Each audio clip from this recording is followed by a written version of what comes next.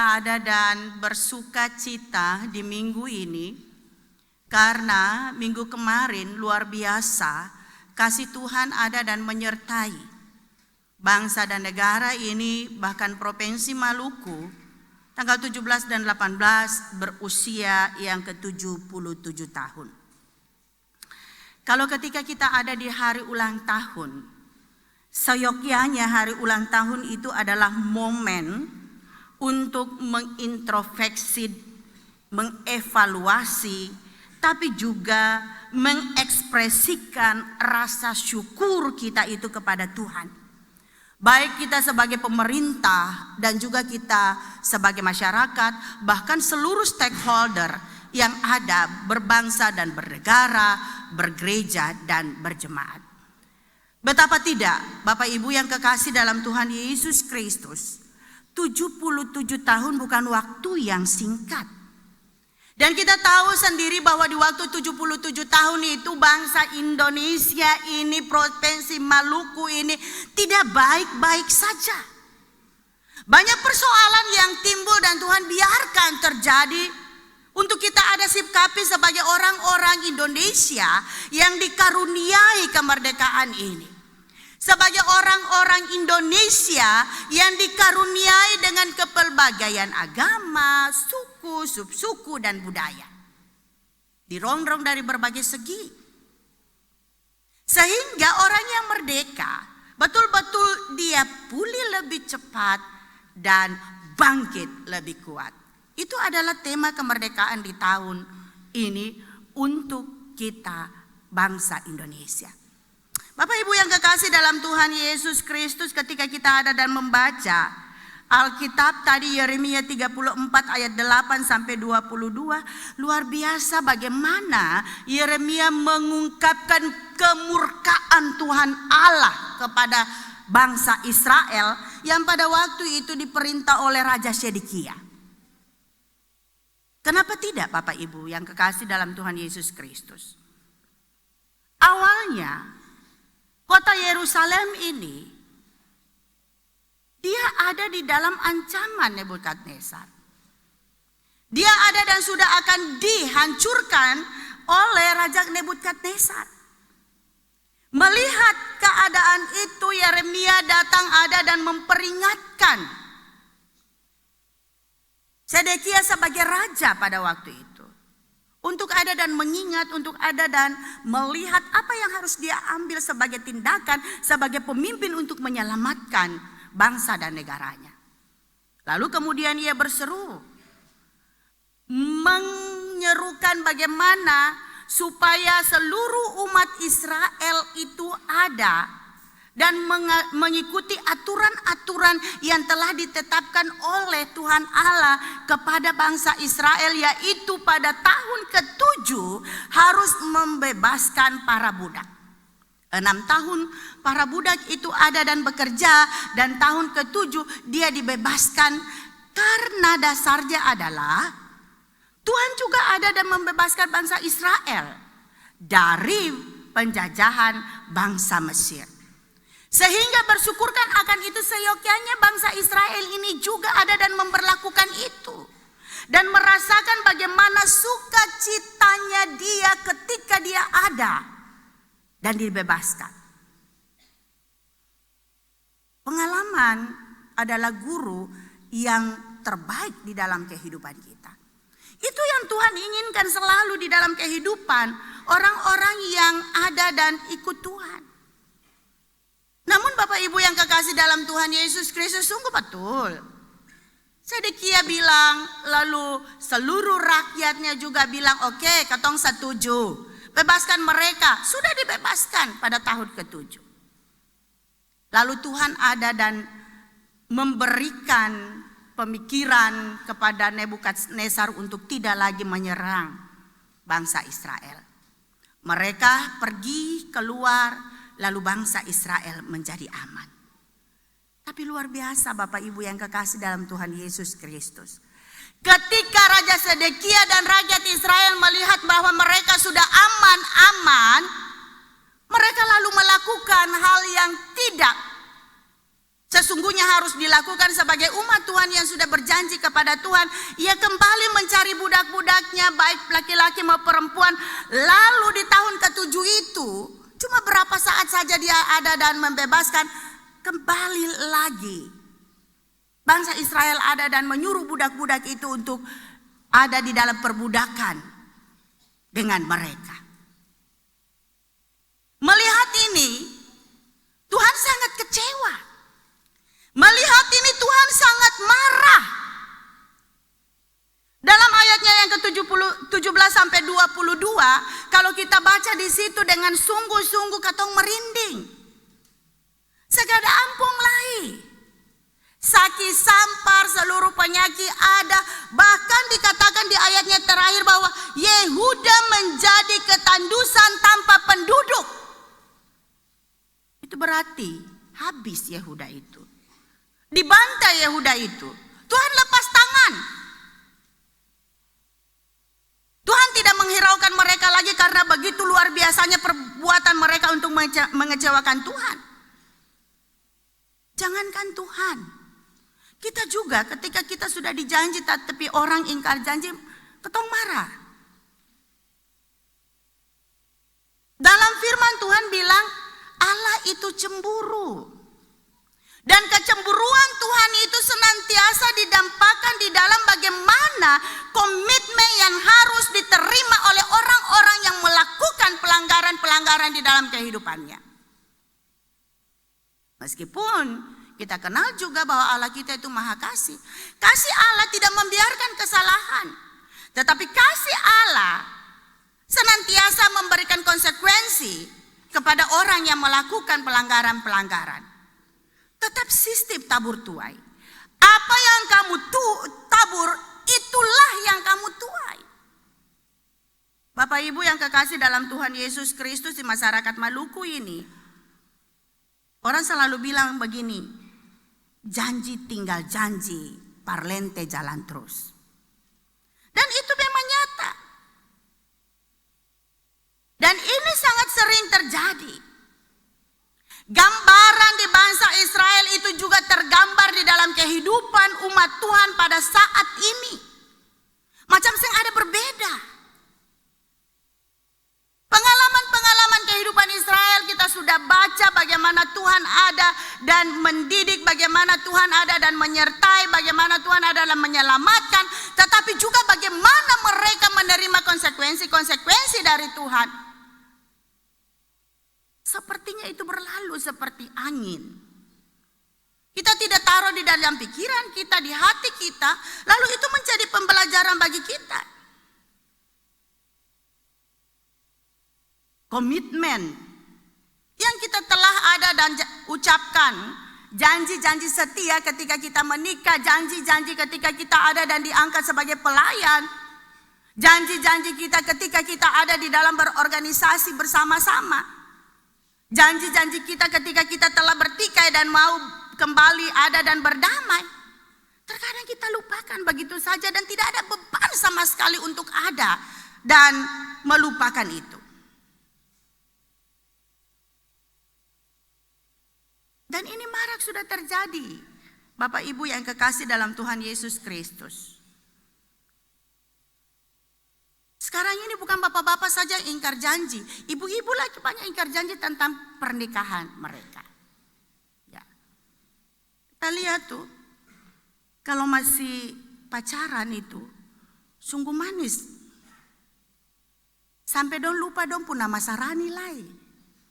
Dong ganti nama tanpa baptis. Ada panggil beb. Ada panggil ayang. Iya, ada panggil Hani. Dong bolong kaweng lagi dong su panggil papa mama. Luar biasa. Kita kadang-kadang gili-gili lagi. Sedape. Halo beb. Ya. Ya. Lalu kalau katong masih pacaran itu, video call itu paling sedap sekarang ya. Ada di mana? Ada bikin apa? Sumakang belum? Tahu, kalau orang pacaran begitu. Orang suka kawin begitu video call. Tapi sentanya ada di mana? Su transfer gaji kah belum? Kartu ATM mana? Sentanya lain, makan apa? Seng. Yang penting transfer gaji ke seng, kartu ATM mana? Sampai selesai. Kalau belum, itu beb bukan jadi beb lagi. Babi ayam bukan ayam lain, akan berubah jadi kaki ampa. Ayam bukan jadi ayam lain. Begitu juga dalam kehidupan sehari-hari. Ya, ketika suami selingkuh kadang-kadang, kalau selingkuhan telepon dengan istri, angkat telepon, tetap angkat. Kalau saya angkat curiga, izin komandan, petunjuk, atau bos, bagaimana bos? Ya sudah, nanti malam bos jam 7, ya. Katong baku dapat di mana? Padahal ada baku janji deng. Lalu bini tanya, siapa? Komandan atau bos? Lalu kalau duduk dengan selingkuhan, lalu bini telepon, lalu selingkuhan tanya, siapa telepon? Satpam atau pom. Ya, kadang-kadang begitu. Lihat bini sebagai satpam, dia bini sebagai pom, karena batangnya tak lalu. Bajaga tak lalu. Ya. Banyak sekarang karena kecurigaan yang terlalu tinggi, maka terjadi akan namanya orang sangat tidak percaya kepada pasangan. Dalam Injil Yohanes bilang, bagaimana mungkin engkau mengatakan aku mengasihi Tuhan yang kamu tidak lihat itu, sementara manusia sesama manusia itu kamu tidak mengasihinya yang kamu lihat. Ini Tuhan mempertanyakan dalam kehidupan kita sebagai manusia. Dalam lagu puji-pujian tadi mulai dari SMTP sampai dengan vokal grup Oikamene mengatakan bahwa dia ada hingga saat ini hanya karena kemurahan Tuhan, pengorbanan Tuhan di atas kayu salib menyelamatkannya. Tapi saya tahu dalam dunia hari-hari, betul kaseng? Anak-anak ini seng kepala angin di orang tatua kaseng.